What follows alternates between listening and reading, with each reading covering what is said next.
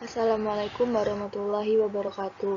Nama saya Salma Farah Syifa Dayana dengan NIM 090401210065. Di sini saya akan menjelaskan tentang identitas nasional.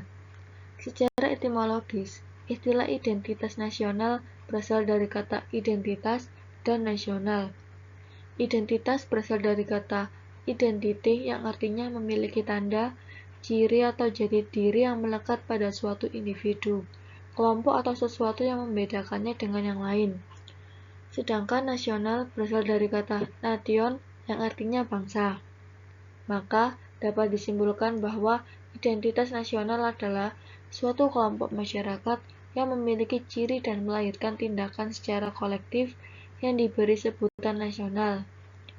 Berdasarkan pengertian tersebut, setiap bangsa di dunia pasti memiliki identitas tersendiri yang sesuai dengan karakter ciri khas dari bangsa tersebut. Berikutnya, karakteristik identitas nasional. Identitas setiap manusia ditentukan oleh ruang hidupnya. Secara alami akan berakulturasi dan membentuk ciri khas dalam norma kehidupan. Dalam antropologi, identitas merupakan suatu sifat khas yang menerangkan dan sesuai dengan kesadaran diri, golongan, komunitas, dan negara sendiri. Identitas meliputi nilai, norma, dan simbol ekspresi sebagai ikatan sosial untuk membangun solidaritas dan kohesivitas sosial untuk menghadapi kekuatan luar yang menjadi simbol ekspresi tindakan pada masa lalu, sekarang, dan mendatang.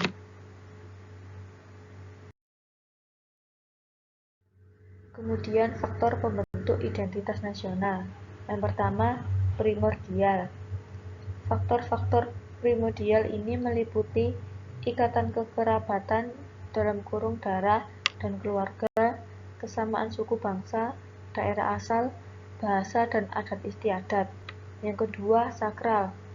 Faktor sakral dapat berupa kesamaan agama yang dipeluk masyarakat atau ideologi doktriner yang diakui oleh masyarakat yang bersangkutan. Yang ketiga, tokoh. Kepemimpinan dari para tokoh yang disegani dan dihormati oleh masyarakat dapat pula menjadi faktor yang menyatukan bangsa negara. Yang keempat, Bhinneka Tunggal Ika. Prinsip Bhinneka Tunggal Ika pada dasarnya adalah kesediaan warga bangsa untuk bersatu dalam perbedaan. Yang kelima, sejarah. Persepsi yang sama di antara warga masyarakat tentang sejarah mereka dapat menyatukan diri ke dalam satu bangsa. Yang keenam, perkembangan ekonomi. Perkembangan ekonomi dalam kurung industrialisasi akan melahirkan spesialisasi pekerjaan dan profesi sesuai dengan aneka kebutuhan masyarakat. Yang ketujuh, kelembagaan. Faktor lain yang berperan dalam mempersatukan bangsa adalah lembaga-lembaga pemerintahan dan politik, seperti birokrasi, angkatan bersenjata, pengadilan, dan partai politik. Selanjutnya, bentuk identitas nasional Indonesia. Yang pertama, bendera negara, yaitu sang merah putih. Warna merah berarti berani, warna putih berarti suci. Merah berarti berani yang melambangkan tubuh manusia, putih berarti suci yang melambangkan jiwa manusia. Keduanya saling melengkapi dan menyempurnakan Indonesia.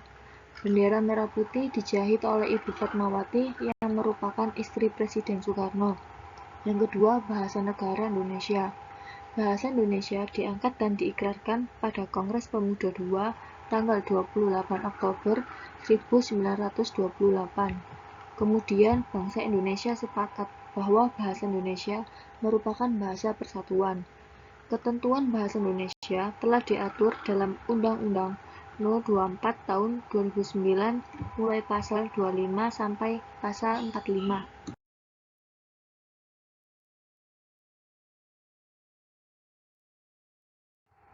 Yang ketiga adalah Lambang Negara, yaitu Garuda Pancasila.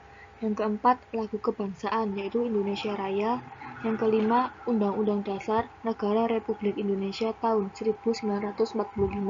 Yang keenam, kebudayaan daerah.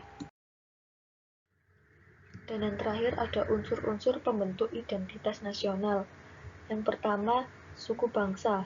Suku bangsa adalah golongan sosial yang khusus yang bersifat askriptif, ada sejak lahir, yang sama coraknya dengan golongan jenis kelamin dan umur. Di Indonesia terdapat banyak sekali kelompok etnis atau suku bangsa dengan tidak kurang 300 dialek bangsa. Yang kedua, kebudayaan.